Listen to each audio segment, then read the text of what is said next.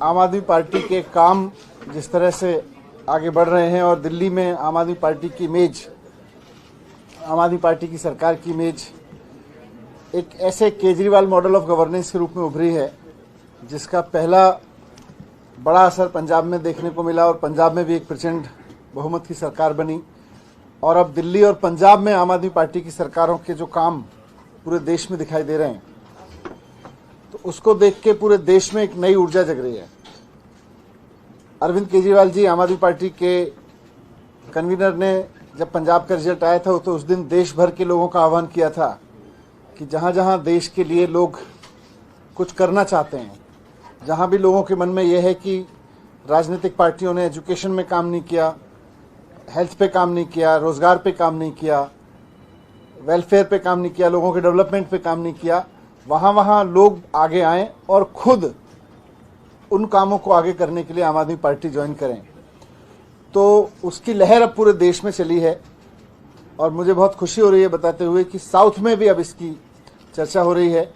आज हमारे साथ कर्नाटक के हमारी टीम बैठी है, साथ साथ कर्नाटक में सीनियर आईपीएस ऑफिसर अपनी नौकरी छोड़ के भास्कर राव जी मेरे साथ बैठे हैं, जिन्होंने आज अरविंद केजरीवाल जी के साथ में आम आदमी पार्टी ज्वाइन की है। और आज जब अरविंद केजरीवाल जी ने आह्वान दिया तो वो अपनी नौकरी छोड़ के, अभी उनकी नौकरी बची हुई थी, वो नौकरी छोड़ के आम आदमी पार्टी आज उन्होंने ज्वाइन की है।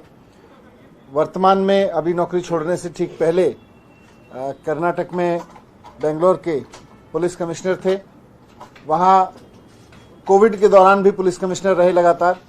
और जब कोविड के दौरान सरकारें फेल हुई, पार्टियां फेल हुई, कोविड के दौरान इनके काम को देखते हुए, क्योंकि ये वहाँ के पुलिस कमिश्नर थे, तो पुलिस कमिश्नर की जगह इनका नाम लोगों ने वहाँ पीपल्स कमिश्नर रख दिया था। तो कर्नाटक के पीपल्स कमिश्नर कहे जाते हैं भास्कर राव जी। आज इन्होंने आम आदमी पार्टी ज्वाइन की है, मैं एक बार उनका भी धन्यवाद करता हूँ। साथ साथ देश के उन तमाम लोगों से जो जनता से जुड़ा हुआ महसूस करते हैं, जो लगता है, जिनको लगता है कि जनता के बीच हमारी काम करने की छवि है, और जो आम आदमी पार्टी ज्वाइन करके इस पूरे मूवमेंट को, इस पूरे आंदोलन को आगे बढ़ाना चाहते हैं, वो आगे आएँ। मैं भास्कर राव जी से रिक्वेस्ट करूँगा, दो शब्द यहाँ ज्वाइन किया है आज आपने, मीडिया के सामने रखें।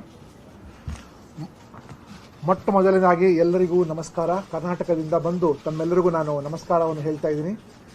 ವೇದಿಕೆ ಮೇಲೆ ಆಮ್ ಆದ್ಮಿ ಪಕ್ಷದ ಹಿರಿಯ ನಾಯಕರು ಹಾಗೂ ದೆಹಲಿಯ ಸರ್ಕಾರದ ಉಪಮುಖ್ಯಮಂತ್ರಿಗಳಾದ ಶ್ರೀ ಮನೀಶ್ ಸಿಸೋದಿಯಾರವರೇ, ಕರ್ನಾಟಕದ ಆಮ್ ಆದ್ಮಿ ಪಾರ್ಟಿ ಮುಖ್ಯಸ್ಥರಾದ ಶ್ರೀ ಪೃಥ್ವಿ ರೆಡ್ಡಿ ಅವರೇ, ಈಗ ತಾನೇ ಹೊಸದಾಗಿ ನೇಮಕ ಮಾಡಿರುವಂಥ ಕರ್ನಾಟಕದ ಪ್ರಭಾರಿಯಾಗಿ ಅವರು ಅಧಿಕಾರ ವಹಿಸಿಕೊಳ್ಳಲಿದ್ದಾರೆ ನಮ್ಮ ದಿನೇಶ್ ಪಾಂಡೆ ಅವರವರೇ, ಮತ್ತು ಈಗ ತಾನೇ ಸೇವೆ ಸಲ್ಲಿಸಿರೋ ನಮ್ಮ ರೋಮಿ ಭಾಟಿ ಅವರೇ, ಮತ್ತು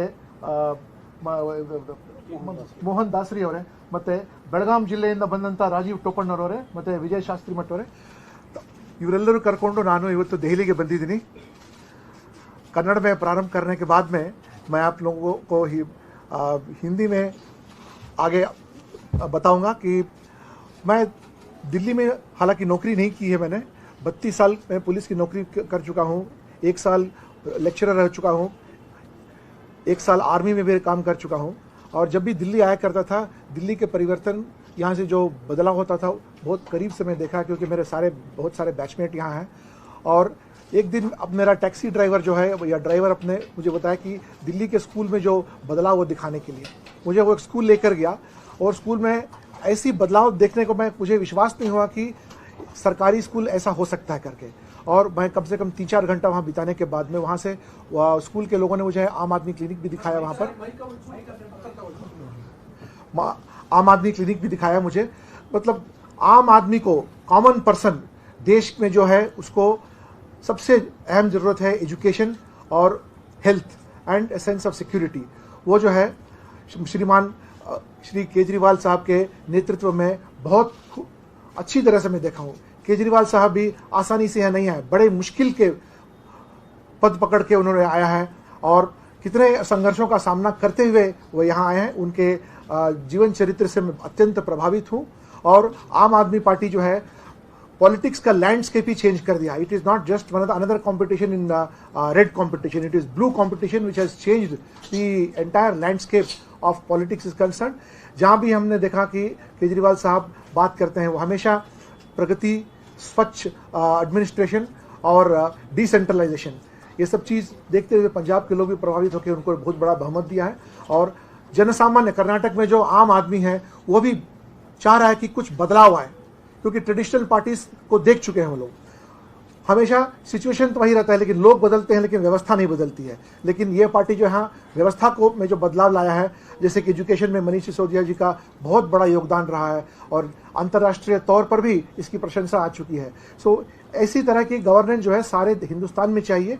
और इसी दिशा में पृथ्वी रेड्डी जी, मैं और रोमी भाटी जी और दिलीप पांडे जी सब मिलकर यहाँ की जो एडमिनिस्ट्रेशन है वहाँ तक ले जाकर, और वहाँ जो आम आदमी चाहता है उसमें एक बदलाव लाने के लिए. क्योंकि कर्नाटक जो है सारे देश का सबसे प्रगतिशील स्टेट है, लेकिन वहाँ की एडमिनिस्ट्रेशन जो है उसमें इम्प्रूवमेंट लाने की बहुत स्कोप है. हम किसी व्यक्ति हो या किसी आदमी को या किसी संगठन को हम की बुराई नहीं करना चाहते. हम यही चाहते हैं कि कर्नाटक के लोग जीते, कर्नाटक के आम आदमी की जिंदगी में कोई ना कोई परिवर्तन आए. क्योंकि करोड़ों रुपया खर्च होता है लेकिन आम आदमी का जो पोजीशन है हमेशा वही रह जाता है. और लोग जो हैं जितने अपने प्रगति बताते हैं केवल आंकड़ों से बताते हैं, लेकिन सही तरीके से किस तरह से बदलाव आया उस तरह का बदलाव के बारे में किसी ने बताया. मैं खास करके जो दिल्ली के जो एडमिनिस्ट्रेशन है, आपको आप देखेंगे गूगल करके दिखेगा कि यूनाइटेड नेशंस के जो 18 द स्पेशल डेवलपमेंट गोल्स है जो है उसके अनुसार चल रहा है.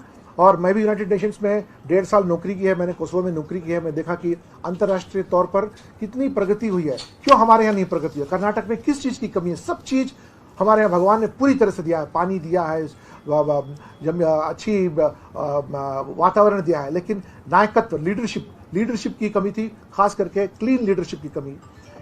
और आजकल आप देख रहे हैं कि अलग अलग तरीके के कंट्रोवर्सी से अटेंशन में डाइवर्ट हो जा रहा है और आम आदमी को जो मिलना चाहिए वो नहीं मिल रहा है. और हम जो भी आम आदमी पार्टी में काम करेंगे, हम एक त्रिकोण में, एक कॉन्स्टिट्यूशन ऑफ इंडिया, आम आदमी और नेशन, इसी त्रिकोण के अंदर हम काम करेंगे ताकि there should be a substantial development of any individual person, जो कि नीचे के स्तर. कितने दिन तक हम कहेंगे कि लोग तो बढ़े जा रहे हैं आंकड़े के अनुसार बिलो पॉवर्टी लाइन. कम से कम कब तो लोगों की संख्या घटनी चाहिए पॉवर्टी लाइन के, क्योंकि इतना जो पैसा खर्च हो रहा है.